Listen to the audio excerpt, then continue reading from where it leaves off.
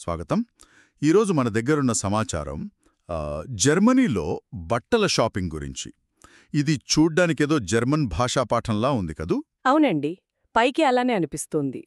కానీ మనం దీన్ని మామూలుగా చూడకుండా కొంచెం లోతుగా పరిశీలిద్దామనుకుంటున్నాను.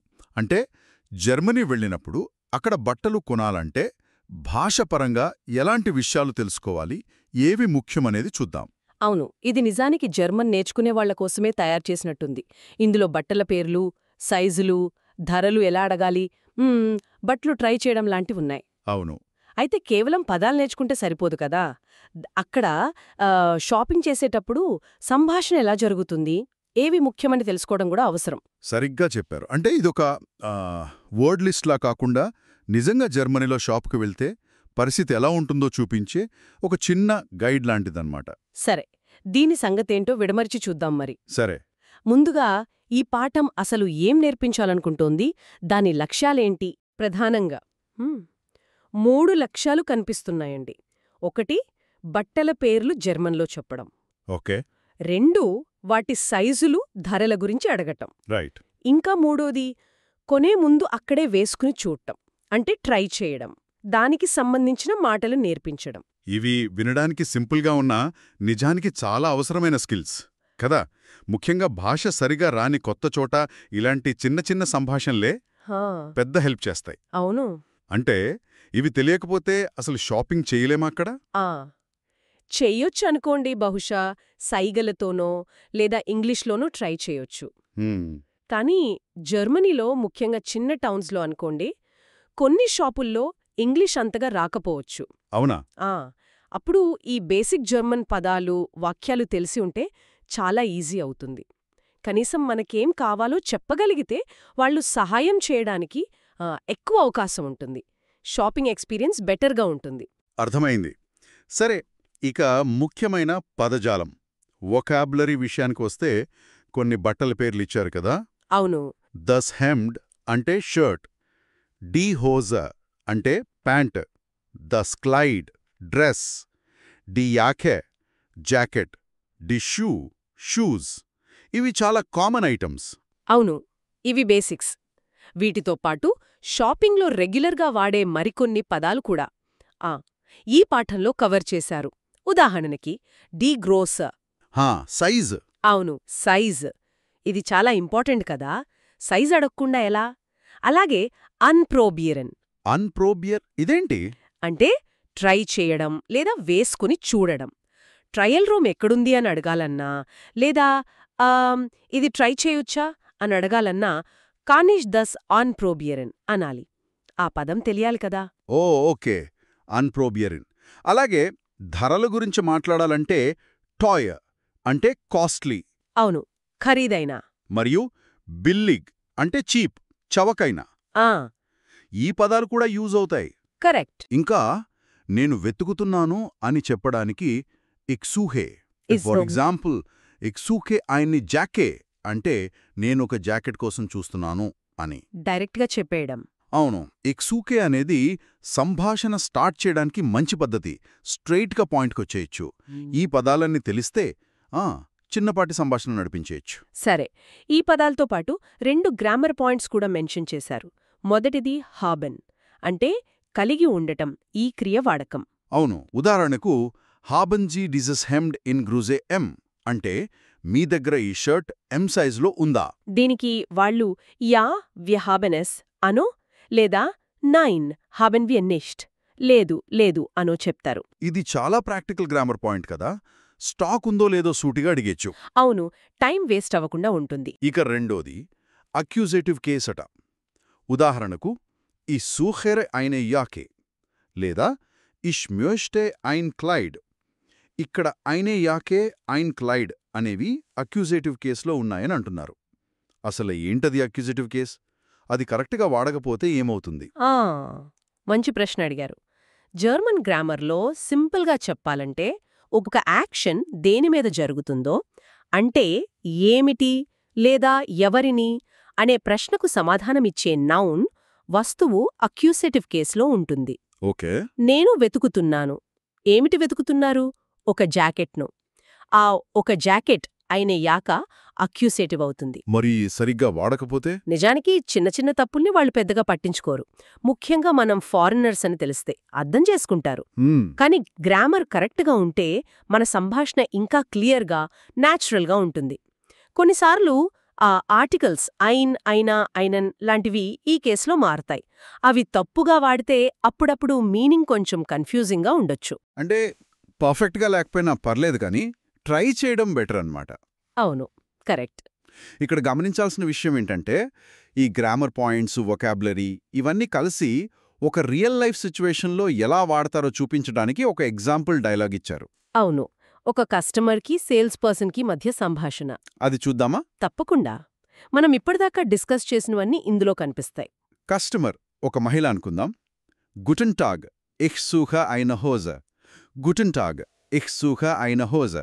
నమస్కారం, నేను ఒక ప్యాంటు కోసం చూస్తున్నాను. సేల్స్ పర్సన్: వెల్షే గ్రోసా హాబెన్జీ, వెల్షే గ్రోసా హాబెన్జీ. మీ సైజ్ ఏంటి? కస్టమర్: గ్రోయిస 38 బిటే. గ్రోయిస 38 బిటే. సైజ్ 38 దయచేసి. సేల్స్ పర్సన్: హియర్ ఇస్ ఐనే హోజ, మ్యోక్టిన్ జీజీ అన్ప్రోబీరన్. హియర్ ఇస్ ఐనే హోజ, మ్యోక్టిన్ జీజీ అన్ప్రోబీరన్. ఇదిగోండి ప్యాంటు. మీరు దీన్ని ట్రై చేయాలనుకుంటున్నారా? కస్టమర్: యా గ్యార్నే. యా గ్యార్నే. అవును, తప్పకుండా. చూడండి, ఇక్కడ ఇట్స్ జూహే ఐనే హోజ, గ్రూయిసో అన్ప్రోబియన్ హాబెన్జీ ఇవన్నీ వచ్చాయి. అవును. తర్వాత ఏమై ఉంటుంది? బహుశా ట్రై చేసి వచ్చాక ట్రై చేసి బయటకొచ్చి ఇలా అంటుంది కస్టమర్: ది హోజ్ ఇస్ షోన్ అవర్ టాయర్. ది హోజ్ ఇస్ షోన్ అవర్ టాయర్. ప్యాంటు బాగుంది కానీ ఖరీదైనది. ఇక్కడ చూడండి, షోన్ అని బాగుందని చెప్పి వెంటనే ఆబా టోయర్ కానీ కాస్ట్లీ అని క్లియర్గా చెప్పేసింది.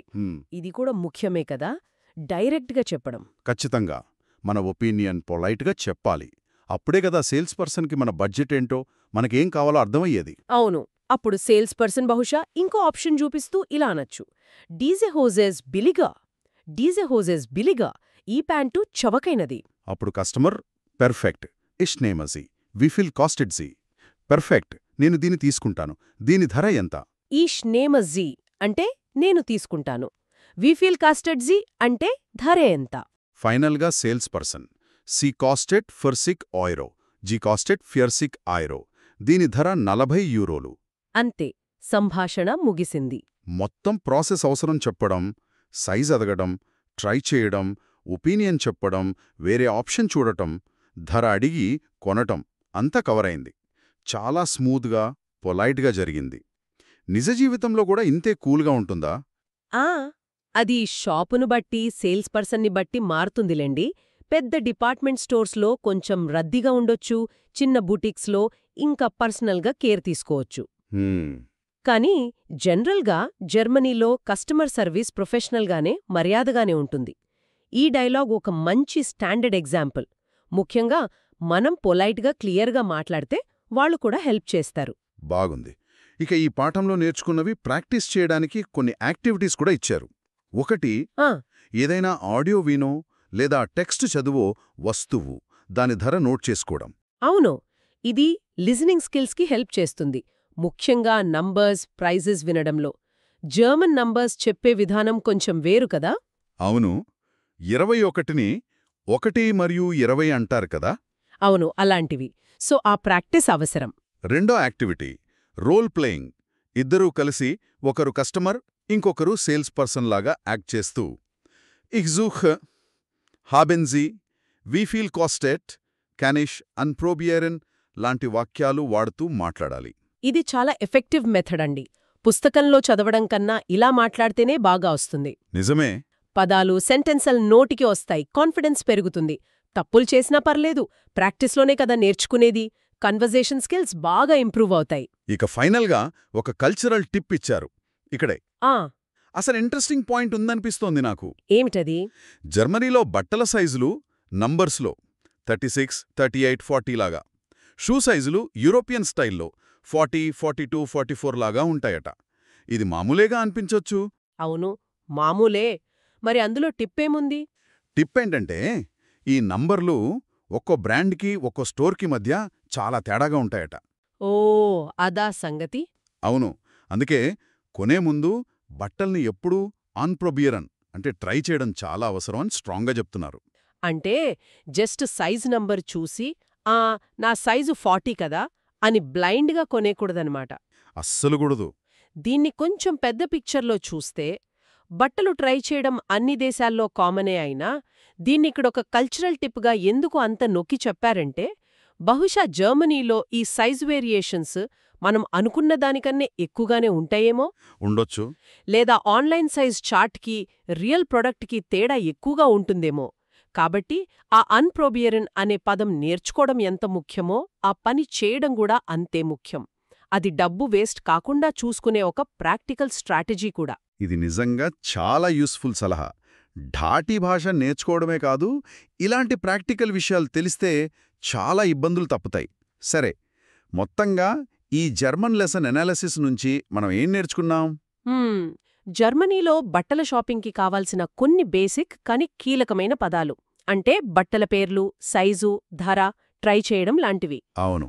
వాటిని వాడడానికి అవసరమైన సింపుల్ గ్రామర్ అంటే హాబెన్ వాడకం, అక్యూసేటివ్ కేస్ ఎందుకు ముఖ్యమో, ఒక మోడల్ కన్వర్జేషన్ ఎలా ఉంటుందో చూసాం. ఇంకా ముఖ్యంగా సైజుల విషయంలో జాగ్రత్తగా ఉండాలి, తప్పకుండా ట్రై చేయాలి అనే ఒక ప్రాక్టికల్ కల్చరల్ టిప్ కూడా నేర్చుకున్నాం. అవును. ఈ సమాచారం కేవలం జర్మన్ నేర్చుకునే వాళ్లకే కాదు, జర్మనీకి ట్రావెల్ చేసే వాళ్లకు కూడా బాగా ఉపయోగపడుతుంది. షాపింగ్ అందరూ చేస్తారు కాబట్టి ఈ మాత్రం బేసిక్స్ తెలిస్తే ఆ ఎక్స్పీరియన్స్ ఇంకాస్త స్మూత్గా, హ్యాపీగా ఉంటుంది. నిజమే. ఇది ఏం చూపిస్తోందంటే భాష నేర్చుకోవడం అనేది జస్ట్ కమ్యూనికేషన్ కోసమే కాదు, అది వేరే కల్చర్లో మన డైలీ యాక్టివిటీస్ని ఈజీ చేసుకోటానికి, ఆ కల్చర్ని బెటర్గా అర్థం చేసుకోటానికి కూడా హెల్ప్ చేస్తుంది. కరెక్ట్. ఈరోజు మనం చర్చించిన ఈ విషయాల ఆధారంగా శ్రోతలు ఆలోచించడానికి ఒక పాయింట్ ఉంది. ఒక కొత్త భాష నేర్చుకునేటప్పుడు కేవలం పదాలు, గ్రామరేనా, లేక ఇలాంటి చిన్న చిన్న కల్చరల్ టిప్సు, ప్రాక్టికల్ సలహాలు కూడా అంతే ముఖ్యమా? ఉదాహరణకి ఇందాక మనం అనుకున్నట్లు యాన్ ప్రొబీరన్ ట్రై చేయడం అనే పదం నేర్చుకోవడంతో పాటు అసలు ఎందుకు ట్రై చేయాలి అనే ఆ కల్చరల్ రీజన్ తెలియడం వల్ల ఆ భాషని వాడటం ఇంకా మీనింగ్ఫుల్గా మారినట్టు అనిపించడం లేదా? అవును, నిజమే. అలాగే సింపుల్గా కనిపించే హాబెన్జీ మీ దగ్గర ఉందా లాంటి ప్రశ్నలు రియల్ లైఫ్లో మనకు కావాల్సిందాన్ని వెతుక్కోవడంలో ఎంత పవర్ఫుల్ టూల్సో కదా. దీని గురించి ఆలోచించండి.